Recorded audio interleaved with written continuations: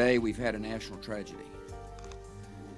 Two airplanes have crashed into the World Trade Center in an apparent terrorist attack on our country. I have spoken to the Vice President, to the Governor of New York, to the Director of the FBI, and have ordered that the full resources of the federal government go to help the victims and their families, and to conduct a full-scale investigation to hunt down and to find those folks who committed this act. Terrorism against our nation will not stand. As these scenes of destruction played out on televisions worldwide, it was almost impossible to believe this was real. It was so unexpected, so unfathomable. On this perfect autumn morning, out of the clearest blue sky, had come a murderous black storm of hatred. American Airlines Flight 11 departed Boston for Los Angeles, hijacked by suspects armed with knives. This plane crashed into the World Trade Center. United Airlines Flight 175 departed Boston for Los Angeles, was hijacked and crashed into the World Trade Center. American Airlines Flight 77 departed Washington Dulles for Los Angeles, was hijacked and crashed into the Pentagon. United Airlines Flight 93 departed Newark for San Francisco, was hijacked and crashed in Shanksville, Pennsylvania.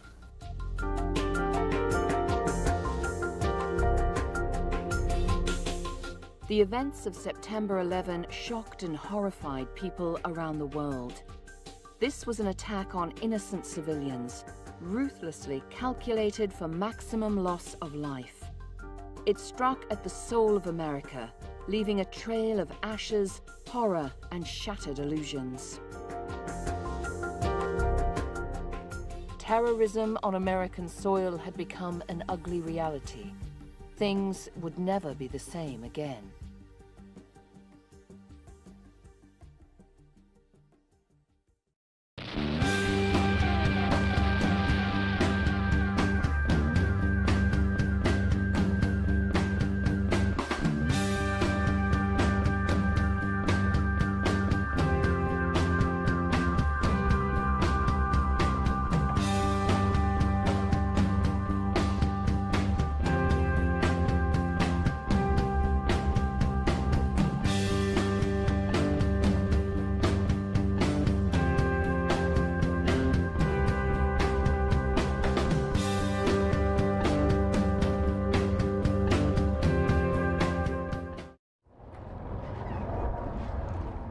Tuesday, September 11, introduced itself as a pleasant, sunny morning.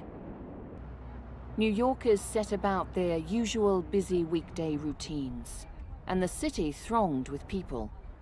Little did they know that events were already unfolding that would make this the darkest day they had ever known. At the World Trade Center, more than 14,000 workers and visitors were already inside the Twin Towers. Outside, a plane appeared amidst the dense city skyline. Within seconds, it slammed straight into the North Tower, and its fully laden fuel tanks erupted.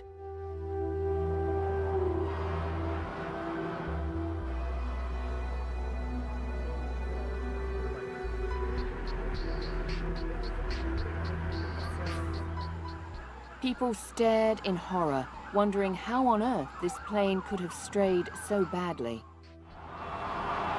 Another one, there's another one. Then, at 9:03, they understood.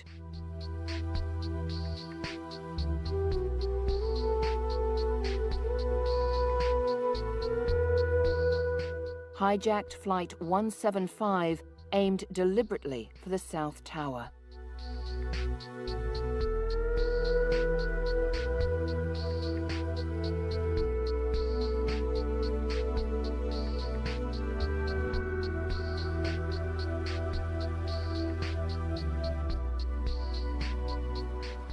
Both towers were now burning fiercely, and toxic fumes filled the interiors. All elevators and stairwells were destroyed, except for one smoke-filled death trap in the South Tower. Emergency services raced to get people out. For a full 30 minutes after he was told America was under attack, President George W. Bush remained at an elementary school. The leader of the country took his time getting down to business. At 9:37, American Airlines Flight 77, with 10,000 gallons of fuel on board, plowed into one of the 5 outer walls of the Pentagon, triggering a massive fire. Just seconds before, Secret Service agents had whisked Vice President Dick Cheney to an underground bunker. By now, national security knew of at least 4 planes that had been hijacked. This accounted for the third. The plane approached so low, it actually knocked out streetlights and skimmed a vehicle on the road. Approaching at full throttle, the Boeing 757 literally screamed into its target. All 64 people on board were killed, as well as 125 Pentagon employees. For the first time, the US implemented an emergency suspension of all commercial flights. US airspace was shut down. In the South Tower, fireballs had ignited combustible material and huge fires raged. Heat-weakened steel columns leaned inwards, and the topmost floors sagged heavily. Police aerial crews reported the tower buckling and leaning, and NYPD ordered its people out. The fire department wasn't told.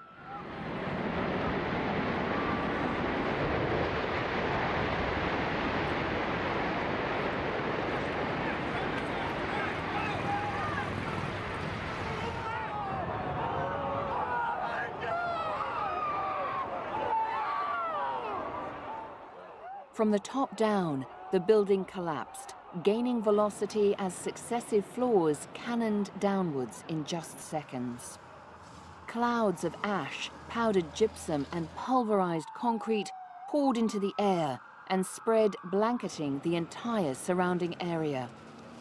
Many people in the South Tower evacuated after the first plane attack. Several, however, had stayed, being told the site was safe. Those who walked out alive were lucky. The streets were littered with remnants of the buildings and its inhabitants. Still around, guys, still around. God bless you. We'll make it. There was so little to separate life from death. Big boom. Come down the steps, everything fine till we got to the basement, and then everything just fell in. I got trapped under there with another guy, crawled out, kept getting hit in the head, bounced all around. Finally, we clawed our way out over the rubble. Yeah. Come on down. We did all right. All right, way to be, Tom. Let's go. Less than 56 minutes after the plane had struck the South Tower, it had fallen, and its remnants would continue smoldering for days. 630 people died. On board the last of the hijacked aircraft, passengers by now had heard about the other planes and knew theirs also would create mass destruction. The plane's black box recorded the extraordinary bravery of passengers who stormed the cockpit to wrest back control of the plane. Deliberately and calmly, the pilot flew straight into the ground. No one survived.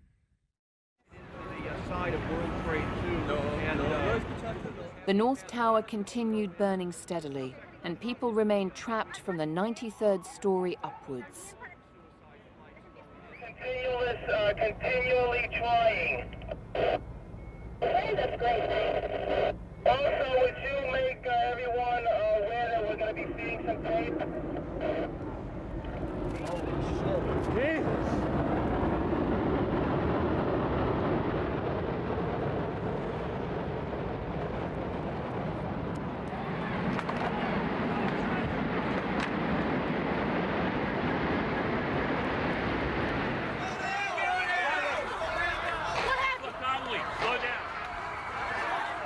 As the tower came down, it was like a volcanic eruption.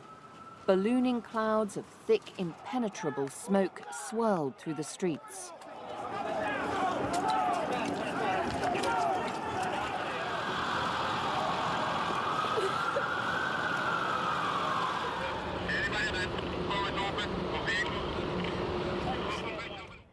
New York City was like a war zone. The landscape was unrecognizable, a scene from a post-apocalypse movie. The city's lifeblood once pulsed here. Now it was the Valley of Death. Straight all the way down. Going to Jersey? Is your name Barry? All the way down at the end of the park. Pardon? Is your name Barry? No, my name's Sweeting. I've lost my wife and daughter. We were in the building when it hit. And I saw the second plane go into the building, into the second building.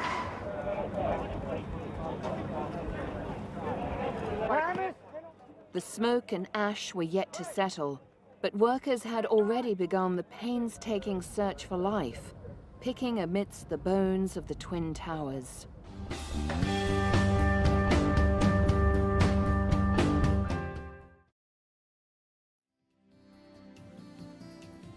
No doubt in its early years, the World Trade Center was viewed as the new kid on the block, brash and bold, compared to the elegant Empire State Building.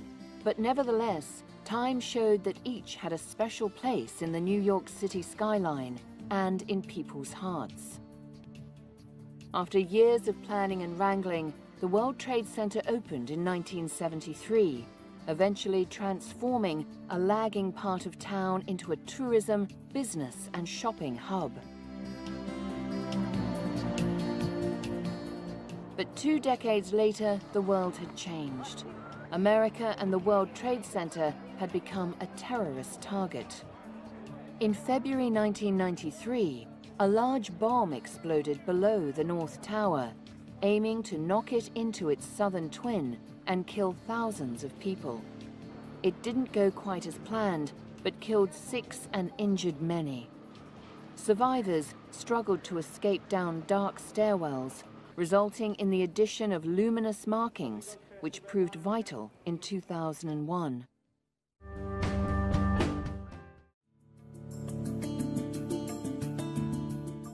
In many events, there are untold heroes.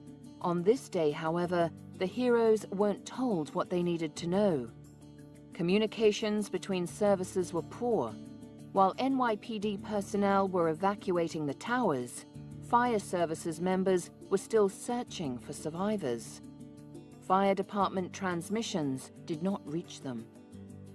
Unaware of their peril, 343 firefighters lost their lives.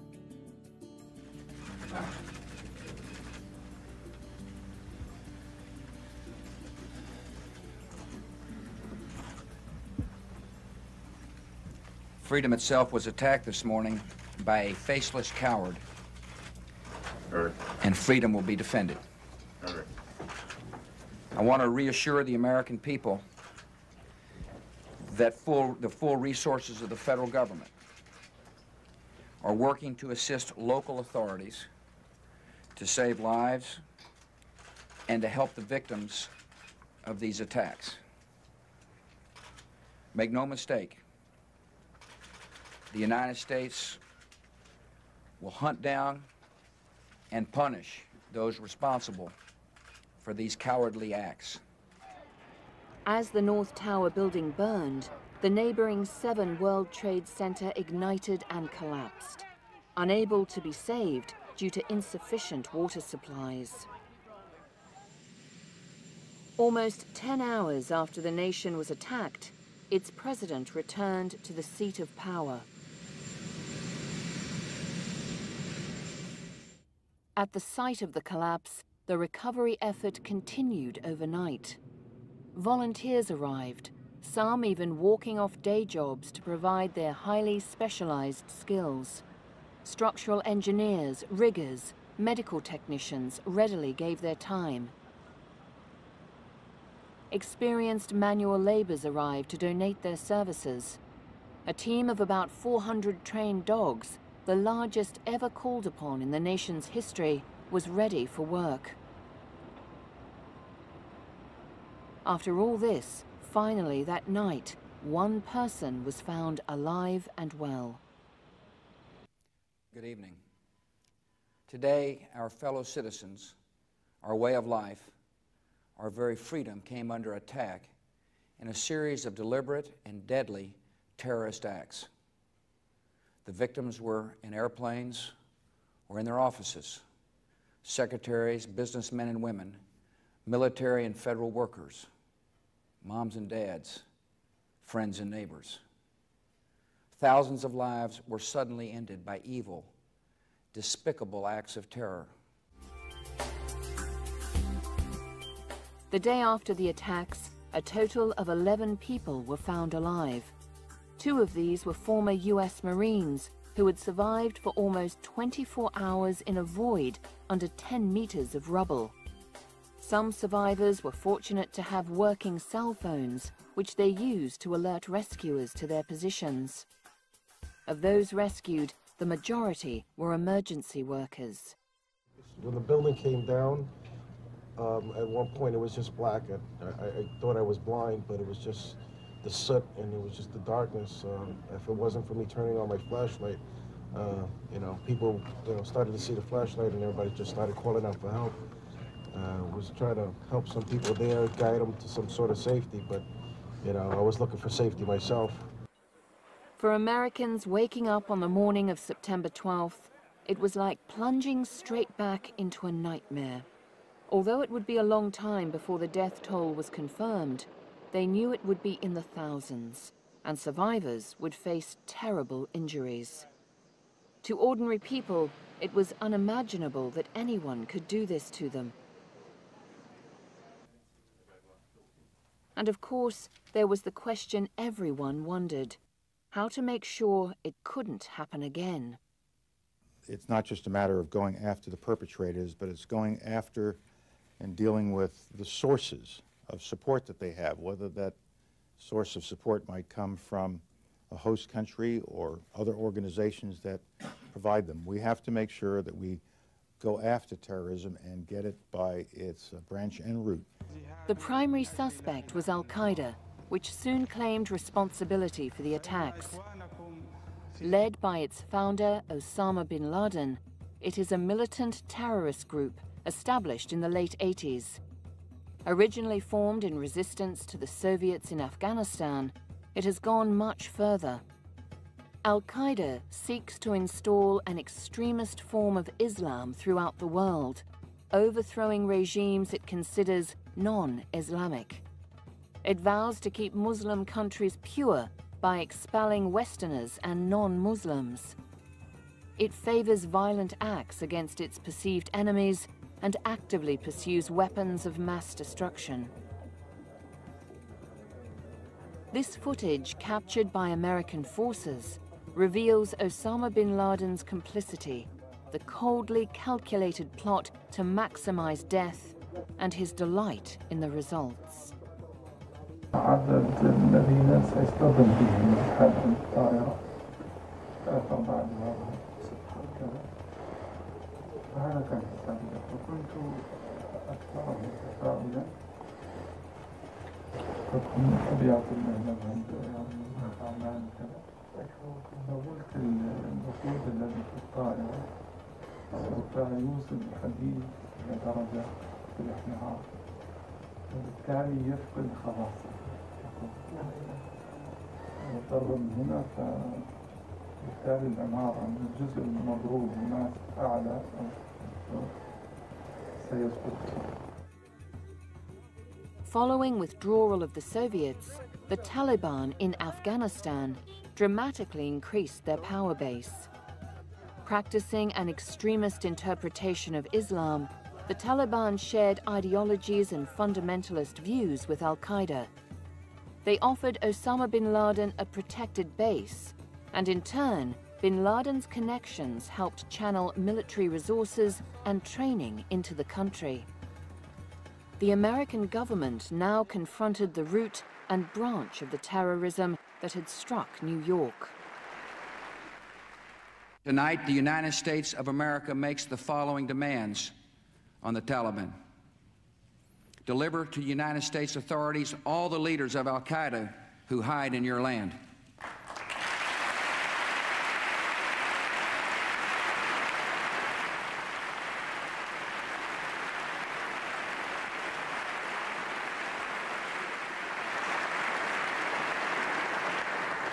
Give the United States full access to terrorist training camps so we can make sure they are no longer operating.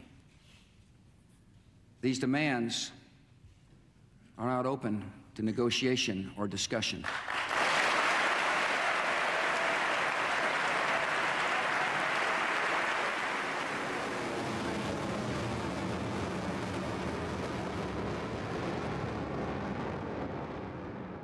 On October 7, 2001, the United States, with some allies, invaded Afghanistan.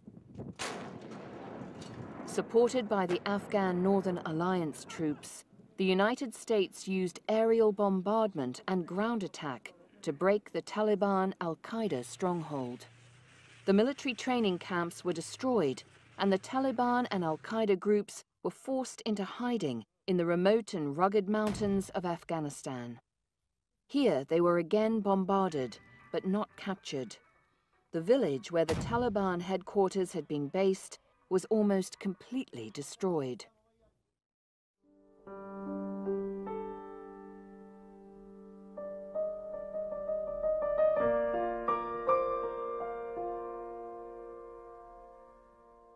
Yes, our nation has been attacked, buildings destroyed, lives lost. But now we have a choice, whether to implode and disintegrate emotionally and spiritually as a people and a nation, or whether we choose to become stronger through all of this struggle to rebuild on a solid foundation. And I believe that we're in the process of starting to rebuild on that foundation. 2,973 people died on September 11, 2001. Countless others were injured. Untold numbers lost loved ones. Many of the victims were never found. It's almost like you wish that the digging would never have ended, because as long as we were digging, there was always the hope that we would find our loved ones. Now that hope is gone.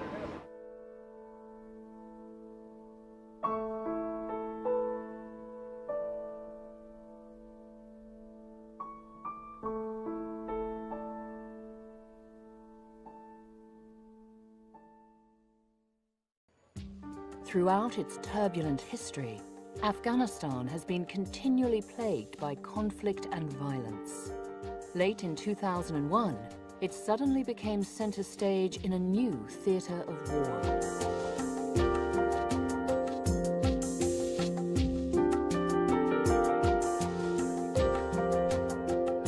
The September 11 attacks on America pitted al-Qaeda under its leader, Osama bin Laden, against a world superpower.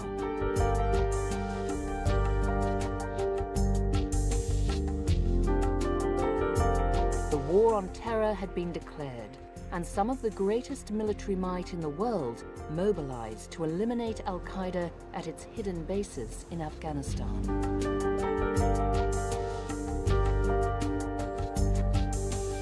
In one of the most rugged and mountainous countries in the world, pockmarked with caves and hideouts, American and Allied forces went on the hunt for al-Qaeda. They received crucial support from local Afghans in the form of Northern Alliance. This was a coalition of ethnic groups, once bitter enemies, who had united against a common enemy, the Taliban.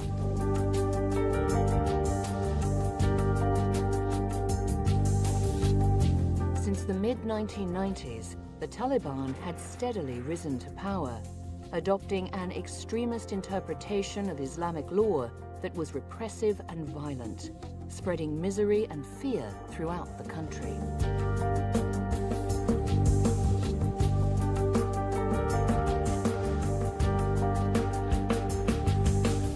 Neither al-Qaeda or the Taliban were soft targets.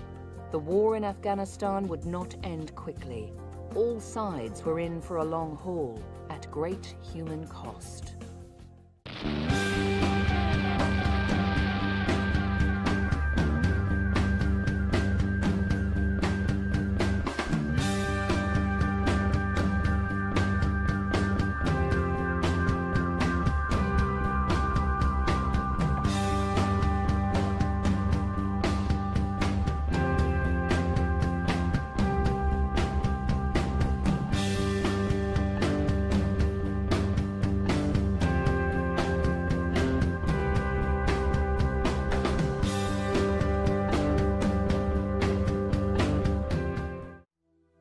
Strategically located in Central Asia, Afghanistan is landlocked and borders 6 other countries. Throughout centuries of invasion and war, much of its territory was siphoned off by foreign imperial powers, and the country now contains a complex and often uneasy mix of ethnic, religious, and cultural groups. In the 1950s, 60s, and 70s, modernization gave women new freedoms, fiercely opposed by religious conservatives. When the pro-Russia Communist Party seized power, the conservatives formed the Mujahideen group of guerrilla warriors and civil war broke out. In 1979, the Soviet Union invaded Afghanistan in support of the local communists, and in the context of the Cold War, the United States backed the Mujahideen. Fighting in rugged, mountainous terrain, the Russians struggled against the rural tribal forces and the war dragged on, becoming Russia's Vietnam before it finally withdrew in 1989. Russia did, however, continue providing support in funding arms, but this ceased in 1991 when the Soviet Union broke up. And in 1992, the Mujahideen captured Afghanistan's capital city, Kabul. In an ongoing period of anarchy and vicious fighting, Kabul remained a battleground. Many parts of the city were reduced to rubble, and thousands of civilians were killed and injured, sparking a mass exodus and refugee crisis.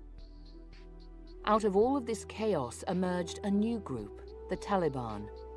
Mainly made up of tribal Pashtun peasants, they followed the most strict and conservative interpretation of Islam.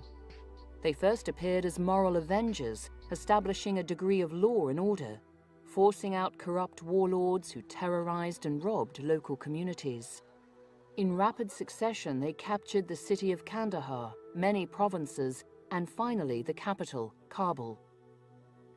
By 2000, they had taken control of almost all of Afghanistan, apart from a small pocket of resistance in the north. In this position of absolute power, the Taliban unleashed a brutal suppression of the people, implementing strict Sharia law. No longer were women allowed to study or work. They were forced to wear a full body covering, the burqa, and were not allowed to leave their homes without an accompanying male relative. Human rights violations, poverty, and starvation were endemic. An important figure in the Afghan war was Osama bin Laden, allegedly the 17th of 52 children, fathered by a Saudi construction billionaire. Bin Laden personally led a militia group in the fighting. He also channeled funds into establishing training bases in Afghanistan and setting up terrorist recruiting centers around the world.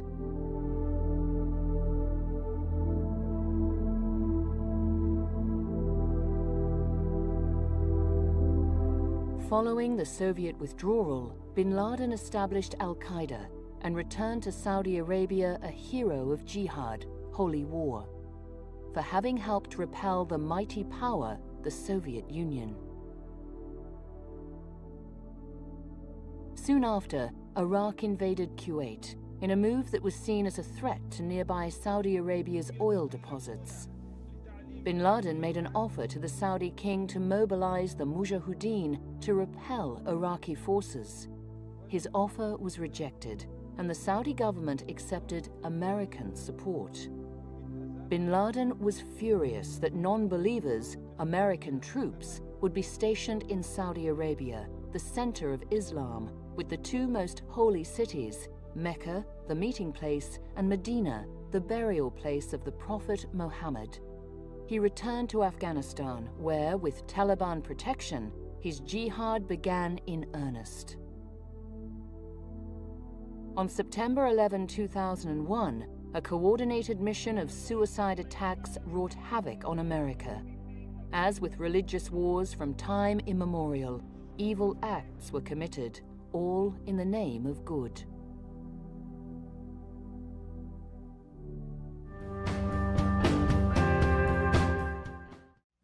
Freedom itself was attacked this morning by a faceless coward, and freedom will be defended. In global politics, the George W. Bush presidency had been marked by diplomatic tensions, increased protectionism, and a defense expenditure equivalent to the worst of the Cold War years. Following September 11, international goodwill towards American people surged, and the government enjoyed a level of support not seen for years. Tonight, the United States of America makes the following demands on the Taliban. Deliver to United States authorities all the leaders of al-Qaeda who hide in your land. Release all foreign nationals, including American citizens you have unjustly imprisoned. Protect foreign journalists, diplomats, and aid workers in your country. Close immediately and permanently every terrorist training camp in Afghanistan, and hand over every terrorist and every person in their support structure to appropriate authorities. Give the United States full access to terrorist training camps so we can make sure they are no longer operating. These demands are not open to negotiation or discussion.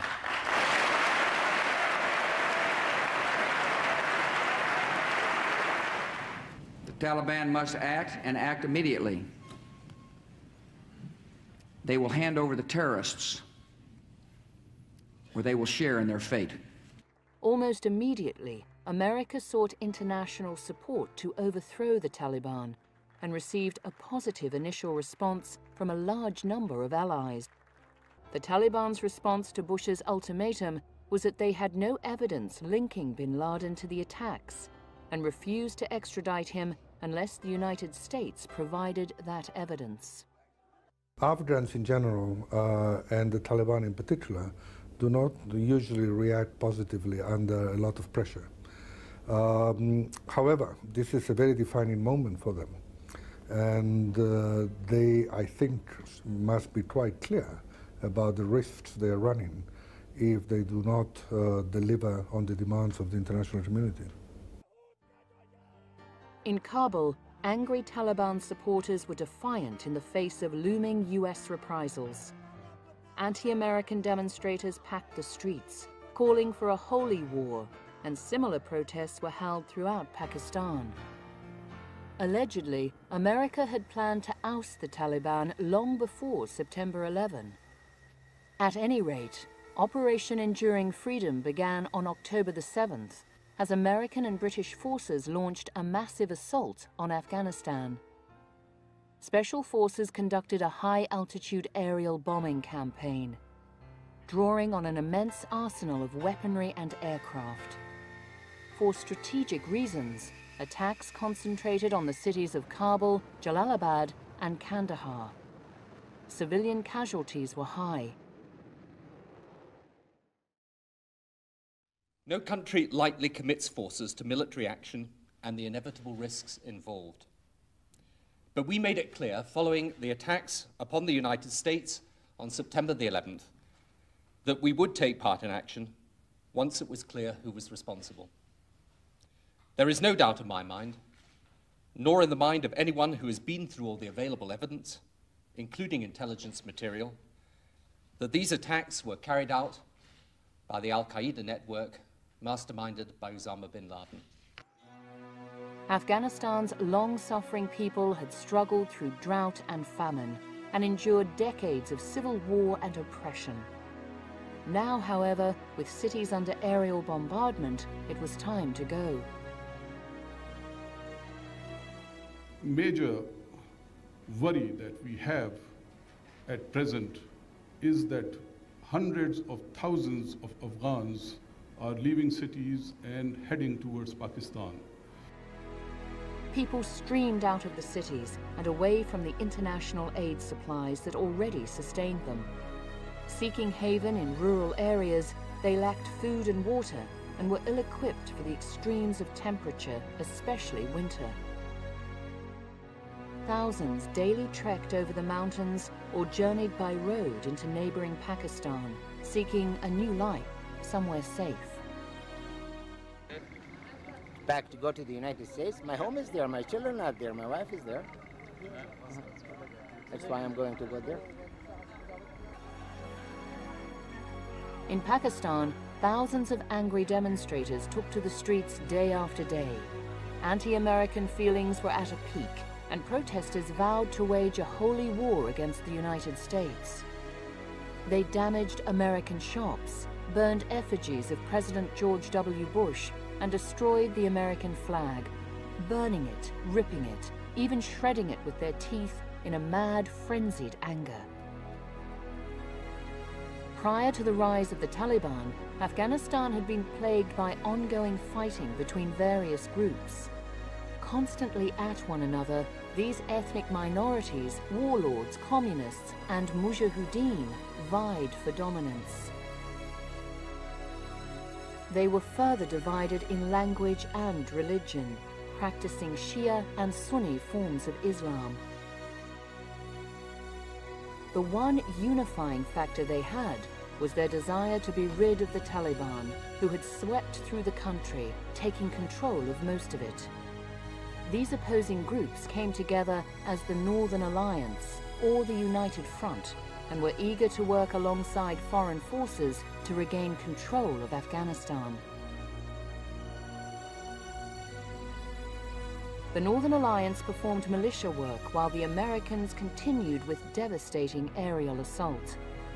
As the war progressed, the weaponry got worse and the civilian toll climbed, with daisy cutters and cluster bombs killing and maiming indiscriminately. The cluster bombs took a terrible toll on children, each containing hundreds of shiny, attractive-looking bomblets, with 1 in 5 failing to explode until stepped on or picked up to play with. Under this onslaught, the Taliban were forced to retreat further and further back into their strongholds, the city of Kandahar and the rugged mountainous regions. Along the way, many of the Taliban surrendered or were captured, and the Northern Alliance showed no mercy, performing on-the-spot executions. Hundreds of Taliban were massacred as they attempted to retreat or hide, even as they surrendered. Their holy war was anything but. The city of Kabul is around 4,000 years old, with strong Persian roots.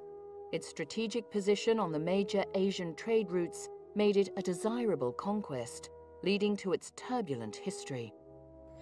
In the early 20th century, international investment saw the city emerge as a cultural center, with thriving industries and a healthy infrastructure. By the 1960s, Kabul had modernized and women were given the freedom to study, work, and show their faces. In the following decades, endless fighting undid all the development, and by the 1990s, Kabul had been almost reduced to rubble. The American forces and Northern Alliance pushed steadily on towards Kabul, but first had to capture the city of Mazar-e-Sharif, a major transportation hub. While American planes carpet-bombed Taliban defenders near the city's entrance, the Northern Alliance successfully captured the airport and military base, enabling the airlifting in of supplies and humanitarian aid.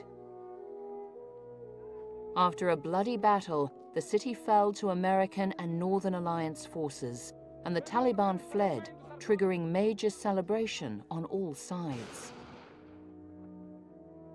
In quick succession, several provinces fell to the Northern Alliance as the Taliban steadily lost its grip, and its own commanders ran, surrendered, or switched sides. By the time Kabul was reached, the Taliban had left. Overnight, they had slipped quietly away, and only about 20 al-Qaeda fighters remained with little cover. In a short time, they were dead, and Kabul was liberated. The once cosmopolitan city had been decimated. Massive craters from the US bombs were visible throughout, giving a clue to just how much Kabul's residents must have suffered, as death and destruction silently rained down from above. Taliban buildings throughout the city had been targeted and were now the center of burnt-out ruins. Under the years of Taliban control, neglected infrastructure had crumbled. Roads were wrecked. Electricity and water had long gone. The United Nations estimated 90% of the buildings had been destroyed. The Taliban inflicted misery upon the Afghan people, and the battle to overthrow them exacted a terrible human toll. An estimated 5,000 civilians were killed in the first 3 months, many of them children. Countless more were left maimed and permanently disabled. Whole families were wiped out as they sat down to breakfast. Children were mutilated as they played outside. In just a few short months, Kabul was in worse shape than London after the Blitz. Such was the horrific power of the modern-day weaponry and the scale of the attack. There was little left, but the people were delighted. The Taliban had gone. I feel very happy because the Taliban troops went from Kabul. People of Afghanistan don't like these people. Now Afghanistan's people could enjoy simple pleasures like listening to music or flying a kite. The terror and repression of the Taliban had lifted at last. There were at least some freedoms returned.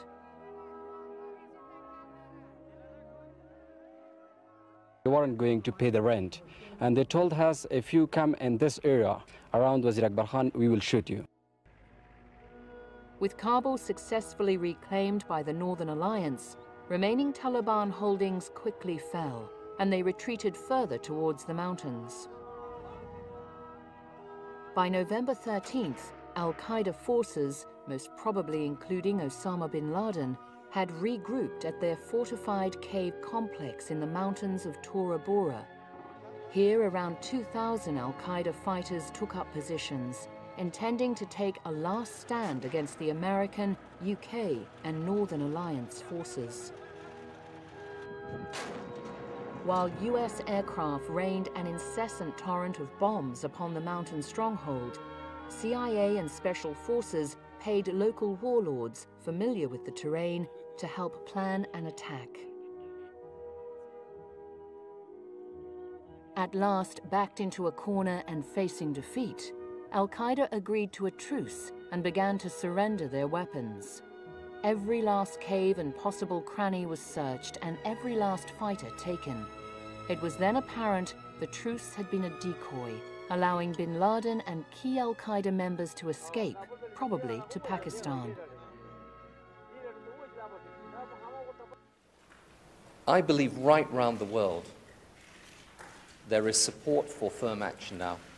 And I believe the coalition of support for that action is growing. It is strengthening. It is not diminishing. And that is the impression that I've had from many of the conversations I've had with world leaders in all different parts of the world. Because this struggle is something that should unite people of all faiths, of all nations, of all democratic political persuasions. And I believe it will. Following the initial successful operation instigated by America, the United Nations Security Council authorized the formation of ISAF, the International Security Assistance Force, to preserve the new status quo and keep Kabul secure. This force was made up of troops from 42 nations, with American soldiers approximately one-half. It began in December 2001 and still continues in Kabul today. enjoy your walk around? Yeah, thoroughly enjoyed it, thanks. Yeah, interesting. How was the reaction from the locals? Sorry? How was the reaction from the locals? Oh, very good. Yeah, very positive. Yeah, excellent. Nice people, lovely people. What did you expect before you came here? Thought it was going to be worse than it is, but it's good. Excellent. Cheers. Despite a massive manhunt, the Taliban remained on the loose and continued to wage war against Americans in Afghanistan, where 1,000 US military have now died. Al-Qaeda has spread its operations, making it harder to detect, and now has gained a solid hold in troubled African nations. Afghanistan's future is still uncertain. The Taliban are well-resourced, with access to drug money from the opium trade, and the poppy-growing region has become a haven for militants. Extremist Taliban members remain bent on destruction and jihad, but there are other more moderate Taliban members who may yet have a constructive role to play in bridging the divide. Afghanistan needs continued support to assist it to recover its infrastructure, to establish a stronger, legitimate economy and a stable government with the means and authority to govern well for its people. Much of this is already happening, with international projects assisting in agricultural, educational, and development programs. Not handouts, but respectful, positive encouragement. Through centuries of external control, Afghanistan has sought autonomy and self-respect. Hopefully, before too long, it can be the proud, independent nation it deserves and wants to be.